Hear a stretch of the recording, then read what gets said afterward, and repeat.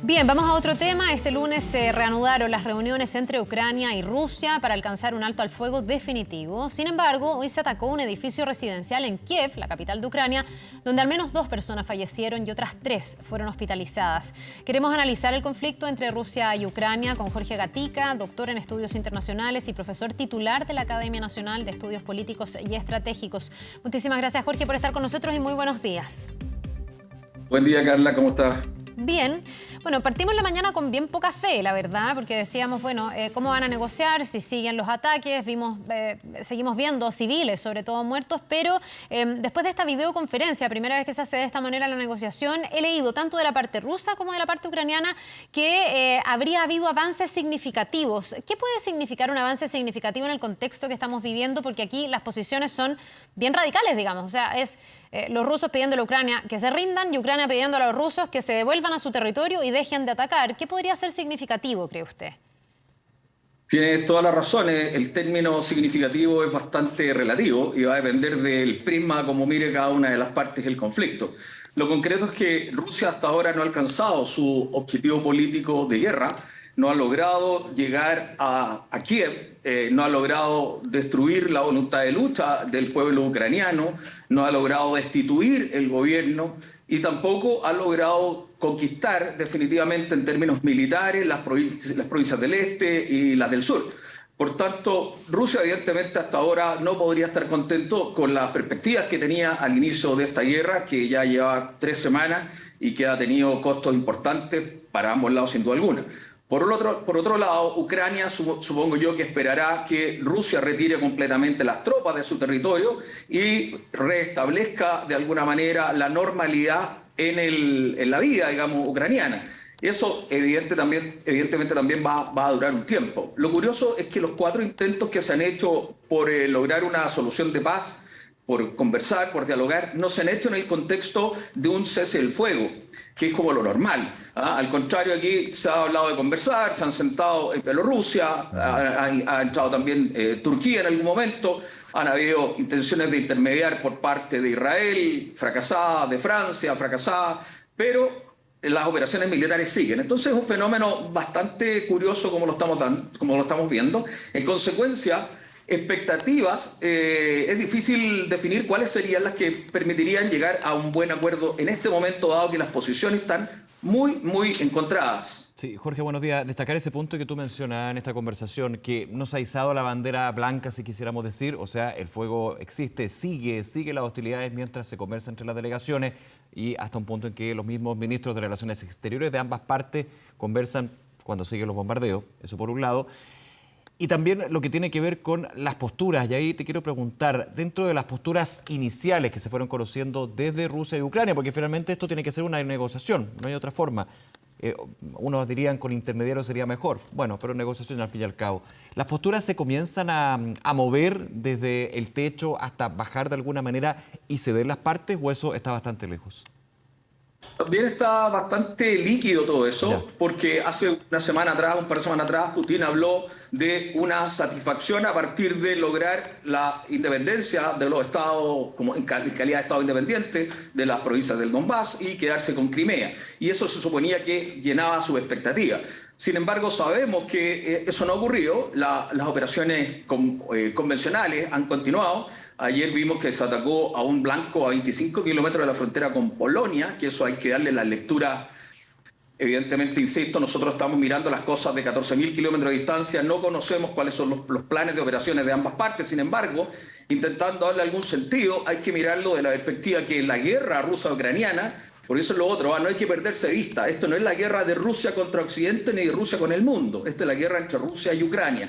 En esa guerra, entonces, se estaría intentando afectar lo que se llama zona del interior, que es el lugar donde se ejerce la administración y todo lo que tiene que ver con el apoyo logístico de las unidades que están empeñadas en el teatro de guerra. Y eventualmente, si Kiev fuese cercada y no se pudiese seguir gobernando desde ahí, probablemente tendrían que irse el gobierno a algún lugar que no esté dentro del teatro de operaciones.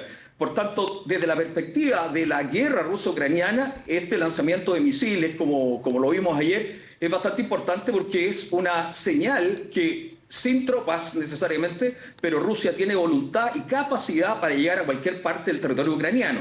Ahora, desde la lógica de la crisis internacional, que es distinto, la crisis que está desarrollando Rusia con Occidente, incluso con el mundo, pareciera ser que en el juego de la crisis es lo que se llama un nuevo reto, es decir, un nuevo desafío, es una nueva muestra de voluntad de empleo de la fuerza y llegar incluso a 25 kilómetros de Polonia, que todos sabemos que es un país OTAN, y que eventualmente, aunque fuese por accidente, una caída de un proyectil en territorio polaco podría detonar una guerra de mayor magnitud. Entonces, dadas Sí. estas condiciones, las expectativas también están bastante líquidas, no se puede definir claramente qué es lo que quiere cada uno, independiente que los objetivos que iniciaron la guerra parecían estar bastante definidos. ¿Ah? Sí, no, eso iba a preguntar. O sea, si cae cualquier tipo de accidente o de ataque a cualquier territorio de la OTAN, me imagino que básicamente obliga a la OTAN a actuar, ¿o no? ¿O podría la OTAN mirar para el lado y no actuar? Porque esto también podría, a veces me pregunto si no puede ser una provocación, ¿no? Sí, bueno, evidentemente hay un tratado que obliga a los países de la OTAN ante la agresión a cualquiera de sus miembros a operar. Sin embargo, hemos visto algunas tibiezas, digamos, en la forma como se están utilizando de alguna manera estos organismos multilaterales.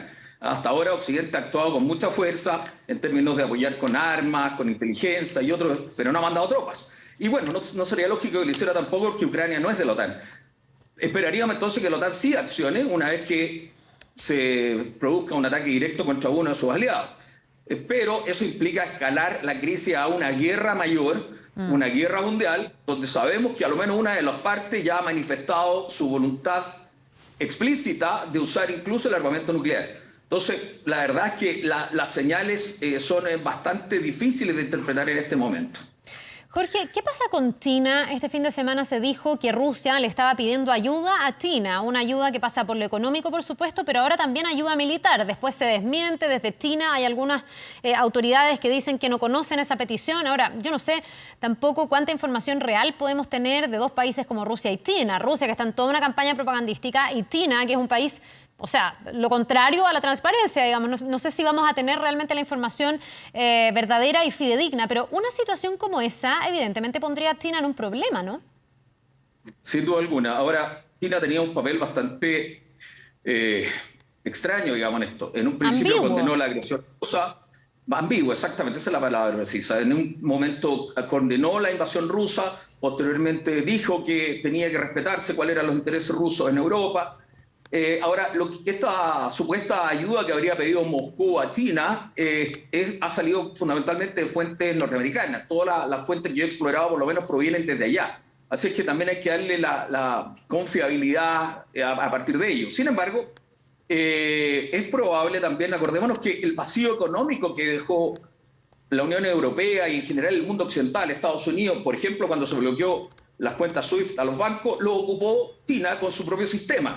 Y así han habido varias señales en las cuales China ha dado una demostración explícita. Pero yo creo que un buen referente, un buen mediador en esta crisis pudiese ser China, dado que es el único país que tiene estatura similar y que tanto Putin como Biden podría mirarlo como un par válido. ¿Ah? Otros países o son pro alguna de las dos partes o bien tienen un cuestionamiento de fondo. Por ejemplo, Israel hizo intento, pero sabemos que Israel sin ser OTAN es muy cercano a Estados Unidos, eso lo invalida probablemente. Turquía también es OTAN, Francia es OTAN, por tanto, que opere en Francia, Turquía o Israel es como del otro lado cuando opera Bielorrusia en calidad de mediador. Tiene un grado de parcialidad que ahora, no hace Jorge, bien en un rol de este. ¿Sí? Y en este escenario internacional te hago la pregunta, ¿quién podría ser un buen mediador? Estamos aquí analizando desde la proyección, pero claro, uno dice, para ser mediador tienes que tener de alguna manera un grado de influencia sobre las dos partes, para finalmente llegar a que las dos partes cedan, a llegar a punto de intermedio y decir, esto es lo mejor para los dos, pero hay que ser, no puede ser cualquier mediador, tiene que ser en este caso un país que tenga influencia sobre los dos. Y los que hemos estado comentando, o con uno o con otro tienen más ligazón, digamos, no tienen este carácter neutro, podríamos decir, de los viejos conflictos bélicos internacionales. ¿Cuál ves tú que podría ser eso? Porque finalmente todos también tienen sus propios intereses en esto. Perdón, se cortó y no escuché la No, pregunta. principalmente el peso que tiene que tener un eventual mediador, en este caso un país, pero que finalmente en el escenario internacional ese mediador, como los que tú has dicho, pueden tener algún tipo de relación o interés con respecto a que uno gane más que el otro, por ponerlo en esa índole. Evidentemente siempre está ese riesgo. Sí. Ahora, ¿por qué yo lo planteo como un mediador potencial China? Porque, insisto, es un país que tiene el respeto, tiene la estatura estratégica mundial y que pudiese eventualmente constituirse como una garantía para ambas partes. Sin embargo, sabemos también que en esta lucha por lograr la hegemonía mundial, China está compitiendo hace bastante rato con Estados Unidos y aparece este tercer actor. Y pudiese ser que a China tampoco le agrade potenciar mucho a Rusia porque se transforma en un tercer actor en la lucha por la hegemonía mundial. Pero también hay otros escenarios, como por ejemplo que China con Rusia actúen juntos contra Estados Unidos. Entonces, la verdad es que esto necesita un análisis mucho más profundo, pero de todas maneras creo yo que un mediador válido tiene que ser alguien que dé garantías de imparcialidad hacia ambos lados y por otra parte que tenga la estatura para hacerse oír por ambos lados. Ya, ahora, ¿hay alguien a quien le convenga que este conflicto vaya extendiéndose en el tiempo? Porque cuesta entender cuál podría ser la ganancia, ni siquiera para Rusia, ¿eh? Porque se partió con una idea bastante distinta, que Rusia iba a prácticamente arrasar Ucrania rápidamente. Eso no ha ocurrido, se han encontrado con mucha resistencia, ya muchos hablan como del fracaso o la extrema lentitud que está teniendo este tema para Putin. Y vemos que efectivamente para Rusia está siendo un problema en lo económico, sus ciudadanos están no solo perdiendo en lo económico, también en lo recreativo. Leía que hasta Instagram le está bloqueando las cuentas a sus ciudadanos. ¿Qué está ganando Rusia con esto? Se preguntan mucho. Yo también me lo pregunto. No sé, Jorge, si hay una respuesta todavía para eso. Tiene razón, Carla. La verdad es que el alargar la guerra evidentemente no es negocio para nadie. Particularmente Putin, evidentemente debe estar muy complicado porque sus planes de primeras operaciones, que se suponía que iba a ser tipo guerra relámpago y rápidamente iba a quebrar la voluntad del pueblo ucraniano y a partir de ello iba a lograr sus objetivos, pareciera que no se dieron. Vamos empezando la cuarta semana, tuvimos una primera semana de operaciones rápidas, después de eso prácticamente la semana pasada no hubo mayores operaciones, hemos visto que hay problemas de soporte logístico, se ha conocido que Putin está llamando incluso tropas que tenía desplegadas en operaciones de paz para reforzar la unidad en Kiev. Hay varios fenómenos que son bastante curiosos cuando uno analiza las imágenes, por ejemplo la forma como emplean las unidades blindadas en ciudad. Cercana a Kiev, vi ayer un video cómo destruyeron con el lanzacohetes un tanque y la forma como reacciona, yo soy oficial de ejército en retiro, todo esto de caballería blindada, así que conozco el tema, la forma como se ve la reacción del resto de la columna da cuenta de una unidad no precisamente entrenada para este tipo de eventos. Entonces, llama la atención la poca prolijidad, el poco entrenamiento que demuestran en varios videos que he analizado con respecto a esto. Y además la insistencia de meter tanques en ciudades que sabemos que no es el mejor material para esto. La infantería, que es la que debe estar, digamos, operando en este tipo de terreno, en áreas urbanas, ayer en estos videos que estuve analizando se ve bastante poco entrenada, bastante poco profesional en cuanto a su reacción ante un ataque. Entonces, ¿tú crees, Jorge, que hay más que improvisación muestra las falencias Nicolás, que puede tener el ejército ruso en ese sentido, en términos de la, no planificación, pero sí de la profesionalización de la fuerza? Probablemente sí, probablemente no estaban las mejores unidades empleadas, probablemente se trató pensando que iba a ser un esfuerzo muy fácil, con un esfuerzo principal que iba a Kiev y otros secundarios que iban por el sur y por el este. Se trató probablemente de lograr los objetivos militares muy rápido y se han dado cuenta que no han sido capaces y están recurriendo a otro tipo de esfuerzo. Ahora, también llama la atención el retraso en el soporte logístico. Llama la atención también que se ataque blancos civiles. Eso es contrario al derecho internacional humanitario, que tiene, como ustedes saben, 6 principios que son muy claros: el de limitación, el de necesidad militar, el de humanidad, etc. Eso es una violación flagrante al derecho internacional humanitario, o el derecho a conflicto armado también, que se llama, que es aquel derecho que regula el empleo de la fuerza militar en la guerra. Entonces pareciera ser que incluso, o por error, o probablemente con intención, se está atacando a la población civil. Y eso tiene que ver con la intención de quebrar la voluntad de lucha de la población civil y lograr el objetivo. Pero en efecto pareciera ser que, insisto una vez más, mirando esto muy de lejos y a partir de la información que proviene de los periodistas, de los análisis de discurso, pareciera ser que los objetivos que tenía previsto Putin conquistar muy rápidamente no se han logrado conseguir. ¿Qué otro escenario podría ser previsible, Jorge, la posibilidad de que esto escale? Una escalada, han dicho ambas partes, sería básicamente una tercera guerra mundial. Yo no sé si estás de acuerdo con aquello, pero si no hay una salida al conflicto, una podría ser esa, y dos, me imagino que esto se eternice, y no sé, que el mundo se olvide, se naturalice. Esto es como lo que más asusta a los ucranianos, ¿no? Y a su presidente, que lo que más hacen es tratar de que este conflicto no termine siendo algo normal, que no se quede permanentemente en ese sector del mundo olvidado para el resto. Esta no sería el primer caso, incluso reciente, de una situación como esa. No nos olvidemos que el cerco de Sarajevo tuvo 3 años. Y al principio era noticia tal como esta, y después el día a día nos fue consumiendo y se nos empezó a olvidar lo que estaba ocurriendo, y estuvieron 3 años cercados. Aquí podría eventualmente ocurrir también que se produzca algo similar y la opinión pública mundial se empiece a insensibilizar, aparezcan otros fenómenos y empecemos a despreocuparnos. Pero yo no creo. Ahora, lo que sí, no me cabe duda que Putin, después de haber iniciado esta guerra con esta magnitud de fuerzas, con este daño que ha generado, con los problemas a nivel mundial que ha generado, no va a terminar esto, se acabó, vámonos de vuelta, todas las tropas rusas atrás, no va a ser así. Entonces, lo que yo creo que dentro de la negociación se podría esperar algo parecido a lo que ya se habló hace una semana atrás, es decir, que se logre la autonomía de los estados del Donbass, ¿cierto? De las 2 provincias que se declararon estados, que se reconozca definitivamente el dominio de Crimea, de forma tal que la península quede conectada por tierra con el continente, y con eso probablemente pudiese ser un premio de consuelo para que Putin acceda a parar esta situación, que por lo demás es insostenible. Está produciendo no solamente daño económico a Rusia, hay una crisis alimentaria mundial, lo leí hoy día en el diario, en cuanto a la producción de trigo, por ejemplo, de cereales en general, va a generar una tremenda escalada de precios.